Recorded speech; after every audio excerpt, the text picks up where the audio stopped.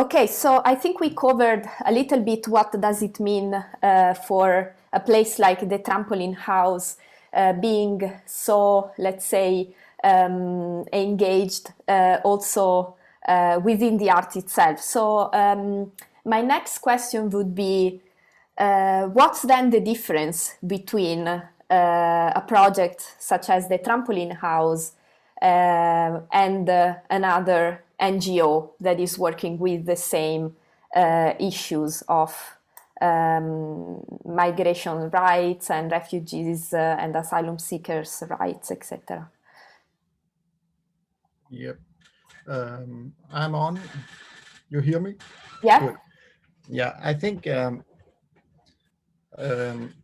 that's a very tough question, you could say, because in one way, there's not much of what the house was doing that could not have been done in another NGO. Although in terms of the artistic, like the quality of the artistic projects were probably a lot higher than in most other NGOs because of our professionalism. But in a way, I would also be interested in looking at that question in terms of, because, we were working as an art project in the camps, and then we decided that it was necessary to create a permanent community center. And how would that then continue to be different from reality or whatever is out there? And I think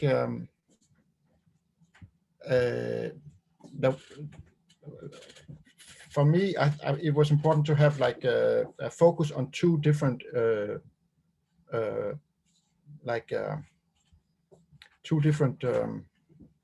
issues.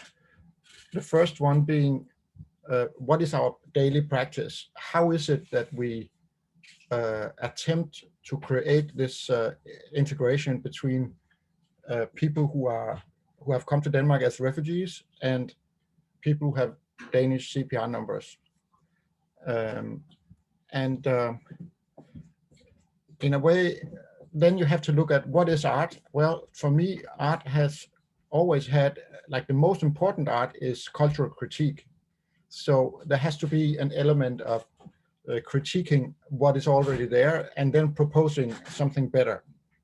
And you could say about a lot of NGOs, they come out of the same desire. So it's a bit, but at least this is how we were interpreting it. And we saw that people were victimized in the camps. We saw that in a lot of the other NGOs, they were also victimized when people came to help them. Just the fact that I'm here to help you is a victimization, because who says you need help? Maybe I need help. So we also, very early on when we did our workshops in the camps, we realized that people were victimized to an extent that many had internalized the victimization. So it's kind of a destruction of the personality. And that's why people go sick. So we decided that the antidote to this had to be to allow people to de-victimize, to allow them to get in, use the platform like Muhannad was talking about, that platform, use that to reshape an existence without victimization. And that's actually, that's a very hard thing to do. But it led us to understand that we needed to use a radical interpretation of democracy, because democracy is based on equality, and it's also based on a pragmatic process. And whenever you get a new person to the house, we would have to sort of find a way of, make allow this person to settle in the house, and to allow this person to start changing the house. Because you know how it is when people have if you have a group that's really, oh, now we're all together and we have a very nice time, you start having your own culture. The moment another person enters who doesn't understand that culture is exclusive, and this person will feel alienated by the fact that he doesn't or she doesn't understand the codes. So it was about to continuously keep that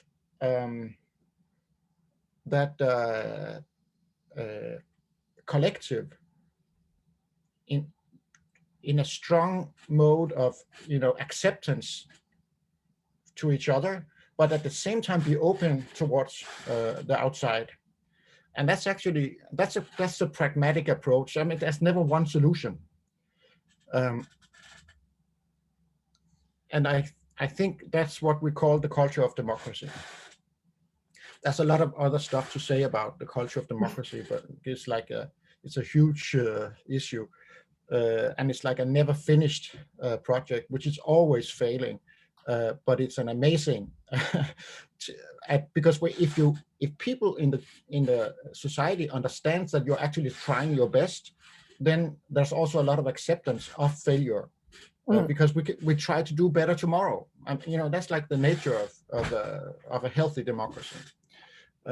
Now this is like the focus on practice. That was the first part of what is important to claim that we are still an art project. The other part is a focus on the political identity, because as soon as you enter the real, then you become politics. I mean, a lot of art has this, because it's inside the museum, it gets pulled out of politics. As soon as you hang the painting on the wall, it is depoliticized, it is aestheticized. And the art historians, they sort of take it outside of history and start looking at it as an aesthetic object, and then it doesn't mean anything anymore. And that's why we don't have, that's why freedom of speech in the arts is very,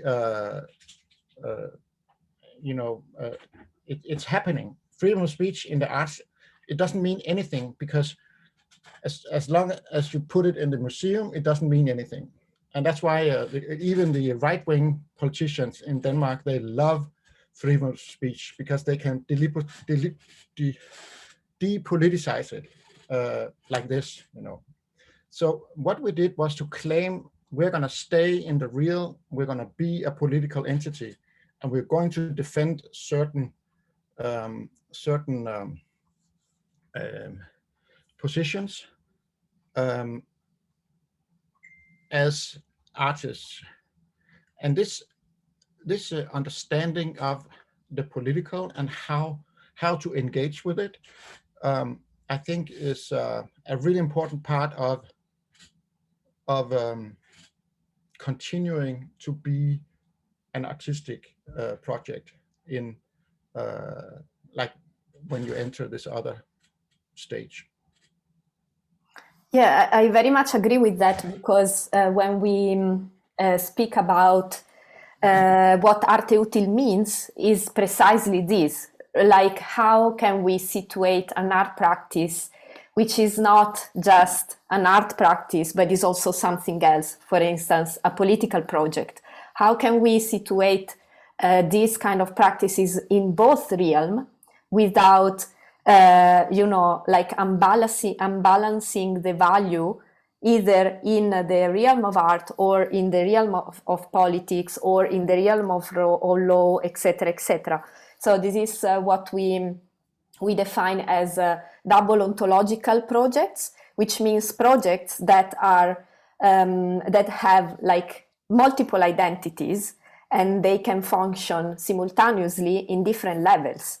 And I think the Trampoline House is like one of the perfect example that can help us to, like stress on the fact that art has consequences, real consequences, not just in terms of changing how we perceive art, but really changing the way we want to live.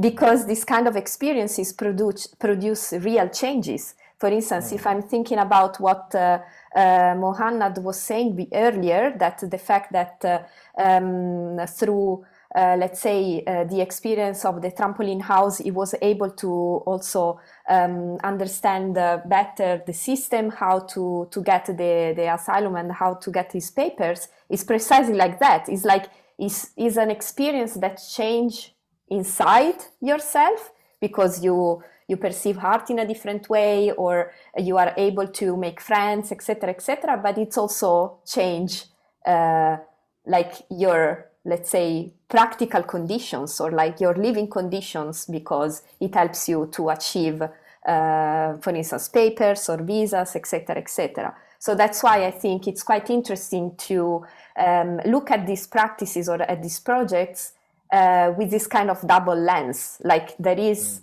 one direction that goes towards art, but there is another direction that goes towards politics or law, because this kind of art has real consequences for the bad and for the good, I would say.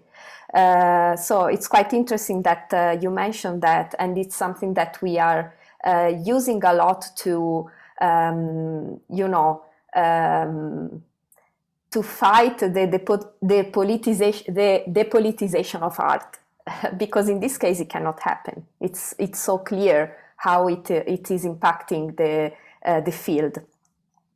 So I just wanted to okay, go Morten. It's just something I was thinking about. Why democracy? Why is that so important to us? And in a way, I think it comes from that idea, which is like prevalent in a lot of art, that art should not be demagogy. It should not be, you know, propaganda. Maybe some people disagree with that, but I kind of agree with that. And that's why it was so important for us to stress that this is a place of democracy, because anyone who entered that space could have any kind of political viewpoint, any kind of cultural affiliation, any kind of gender affiliation. It was a culture of democracy that provided a space that made it possible for all of us to be together. So if we had, I mean, personally, I'm quite left-wing of political observation, but I always try to promote democracy rather than my political opinions, because my political opinions, I mean, they don't mean anything in this. It's about allowing people to find their own and to enter the space where you can actually enter a state of becoming, enter a state of changing, like changing your own life, changing other people's lives. So that's why democracy was important. I don't think democracy is an ideology, it's a culture.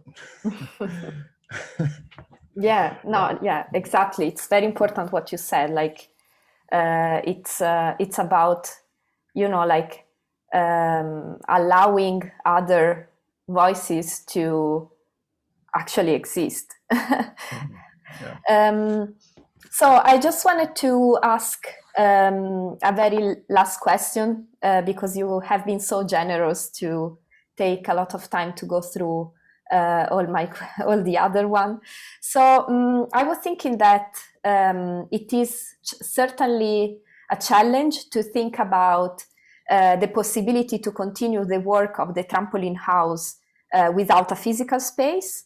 However, as you said earlier, after the space closed down, let's say that the loss of physical space pushed you and your community of users to rethink a little bit the strategies. So I was thinking about the idea of the Trampoline House as an embodied practice, right? Something that we have been discussing also earlier, which with that I mean something that you cannot forget as an experience, because it became not only part of what you do, but also part of who you are. So could you describe perhaps how you are taking part in the Lumbung network initiated by the collective Ruangrupa for Documenta 15? Yes, I don't know, Muhannad, you have, do you want to? Yeah, yeah, of course. To say something? Well, if I may, just before asking, answering the Documenta thing, I just wanted to comment very briefly about what Morten was saying about the difference between Trampoline House as an NGO and other NGOs that somehow, you know, like do the work that they do. I think that the most important thing is the art element that Trampoline House relies on, and that actually affects the outcome of it was involvement, and involvement was actually the factor that countered the victimization element that Morten was describing. Because when you victimize someone, and that's what other NGOs were, some of the NGOs were doing, you know, like they come, they tell you that, okay, you need help, so we are giving you the help, and you are in the position of need, and we have the upper hand. Trampoline House as a platform, again, was providing a place where the services were exchanged, because asylum seekers rejected, especially with rejected asylum seekers that do not have CPR numbers and cannot participate or make any money, then the relation of exchange. So like the house was providing a service in exchange for a service that the users were also providing to the house. And that actually canceled the victimization problem. And that also actually put a lot of people who come as visitors or volunteers or interns on the spot, because when you add the element of involvement, you do not have the option of picking up what type of people you want to be involved in a specific workplace or in a specific work frame. And that would happen maybe at the beginning when someone becomes involved in the house because they just want to hang out or talk or be involved with the people that they are related to.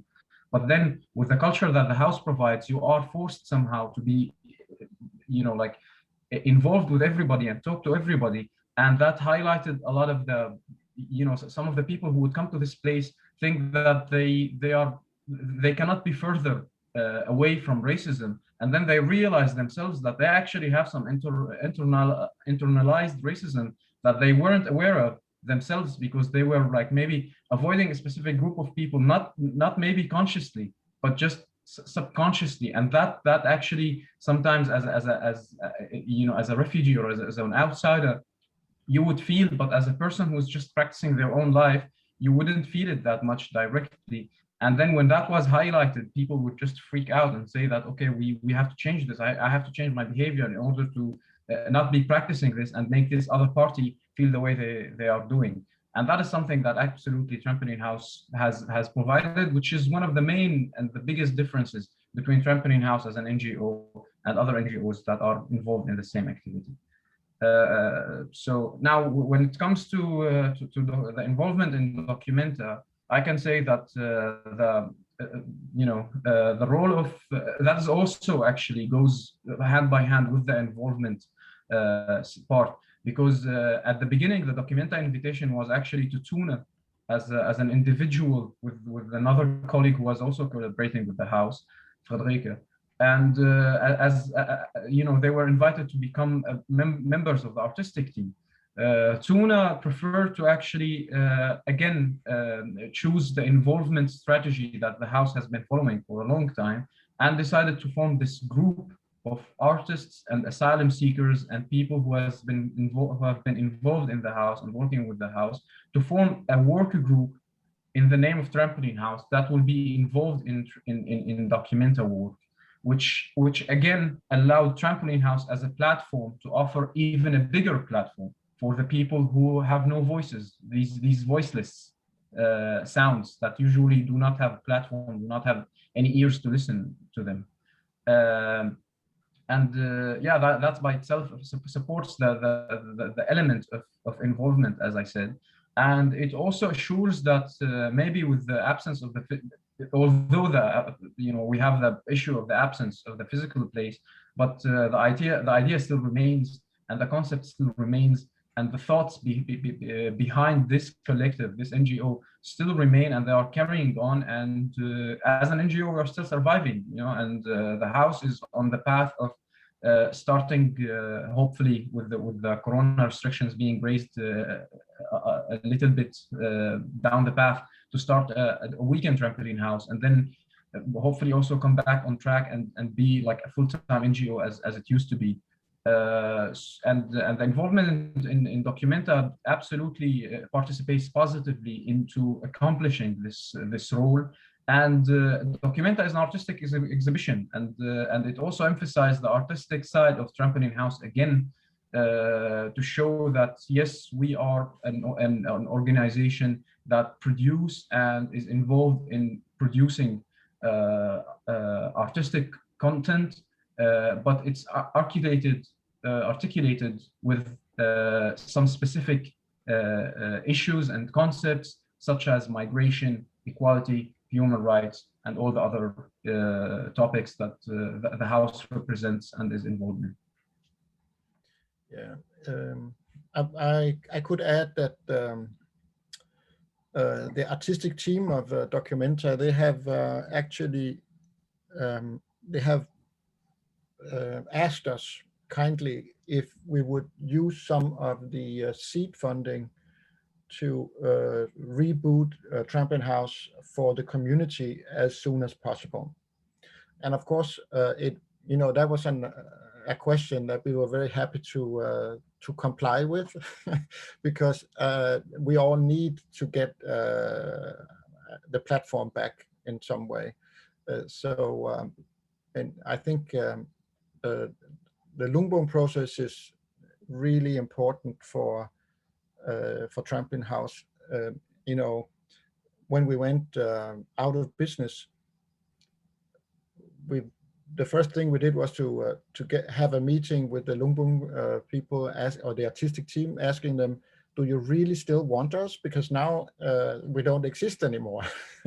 And they said, well, we think you should stay in this, because the Lungbong and the Documenta, I mean, the main theme of the Documenta is how to create, or how to evolve in a sustainable way for like socially engaged artistic practices. So in a way, we are a very good case story of what shouldn't happen. And we're a very good case story that anyone can see that it's important that we find a more sustainable way.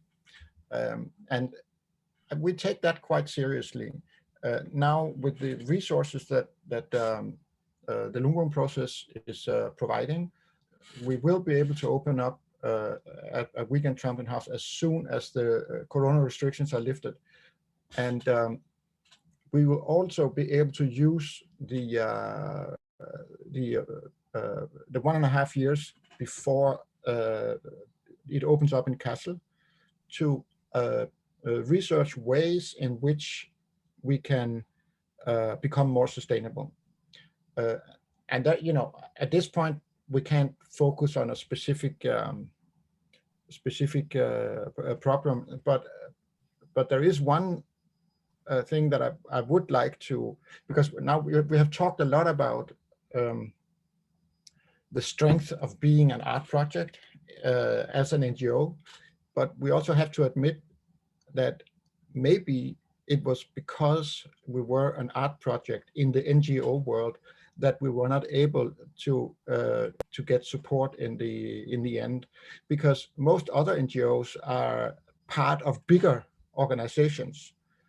They are kind of positioned in a way that they can receive government funding, or they have a better understanding with the big private foundations. So we were in a place, I mean, to have existed for 10 years as an artistic project in the NGO world, actually, I think it's quite an achievement. It's like, it shouldn't happen. We're like the bumblebee that were flying, although it should have died. So I think we should take pride in that, but we also have to think about how do we get better, and this is a very important job, very important task that we're going to be working on for the next 1.5 years. Very nice. So then I'm really looking forward to see what is gonna happen, and what this process of like being together in the virtual, let's say, or like being together also as part of the Lumbung, it's gonna bring you, and it's gonna bring the Trampoline House, because it was such an important experience for instance, from my perspective, having seen a lot of case studies that are part of the archive, is one of the let's say longest in terms of time experience. So I would say that it was quite sustainable until it needed to change. And then of course I also guess that the pandemic somehow played a role a little bit, of course, also in this kind of projects and how they have been carried on. And of course, now that we have been questioning a lot also about our lives and how we live, etc. So I think that perhaps also that played a little bit a role on that. So yeah, I just want to thank you very much again, unless you have other remarks that you would like to do. Yeah, thanks for your time, and good luck with the development of the project. Thank you. Thanks. Thank you.